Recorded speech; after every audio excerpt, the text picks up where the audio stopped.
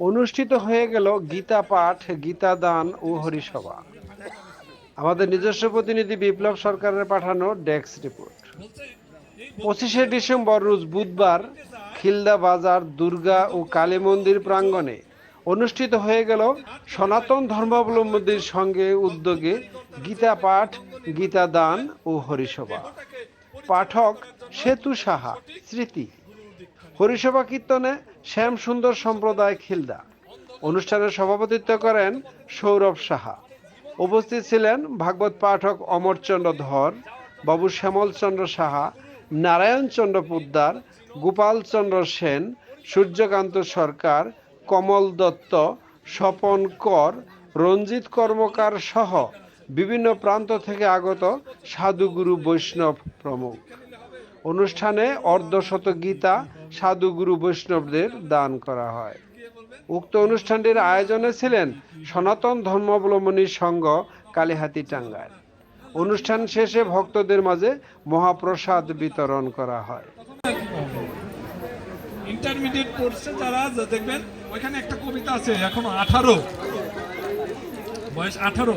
আমাদের মৃত্যুর সময় যখন ভগবান আমাদের বিচার করবে তখন আমাদের বয়স কত দেবে? 100-200 বছর পরেও যদি মরে যায় বয়স, তখন তোমাকে সেই 18 বছরের যুবক যুবতী বানিয়ে দেবে। সেই দিন তোমার বিচার হবে। আমি এত সুন্দর জন্মে, ঠিক আছে ভগবানের নাম নিচ্ছি না, আরে একটু বয়স হোক নেবনি দীক্ষা, আর বিয়ে টিয়ে করে একবারে সহধর্মিনীর সাথে নিবনি, বাচ্চা কাচ্চা হলে তারপর নিবনি, বলি না? এখন একটা কথা বলবো, কথাটা খুব অপরাধ নেবেন না, অপরাধ হবে আমি জানি, অপরাধ নেবেন না, কিন্তু তারপরও বলতে হচ্ছে জানার জন্য।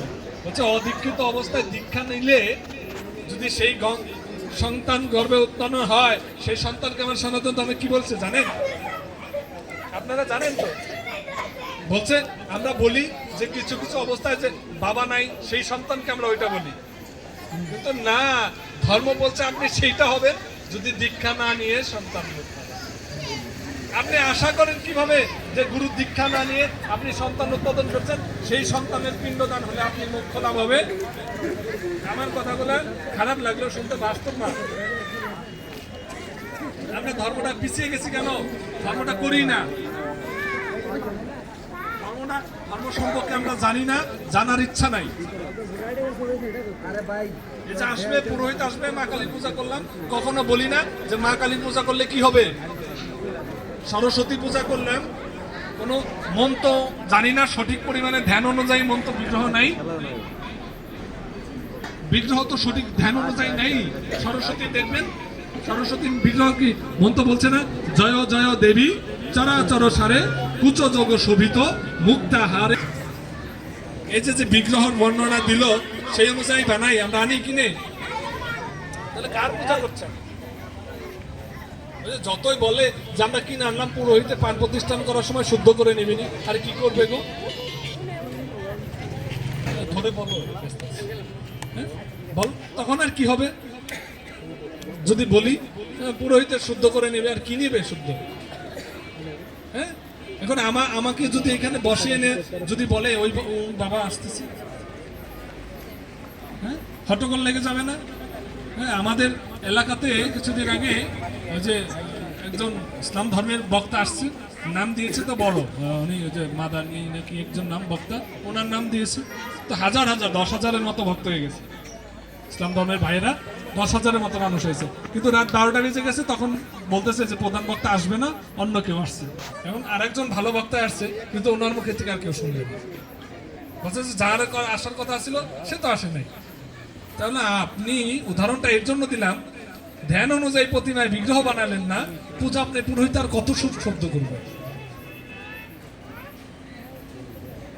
জয় জয় দেবী চরাচর সারে কুচ যোগ শোভিত মুক্তাহারে, হচ্ছে মায়ের স্তন যুগ কুচ যুগ মুক্তা হাতে শোভিত থাকবে, বীণা রঞ্জিত পুস্তক হস্তে। এখন তো আর 2টা হাতি পাই, জ্ঞান আর কতটুকু পাবো? হ্যাঁ, ধ্যান অনুযায়ী বানাচ্ছেন প্রতিমা, বিগ্রহ করছেন না তো, পূজা দিচ্ছি। হ্যাঁ, ডিজিটাল হয়ে গেছে না সব।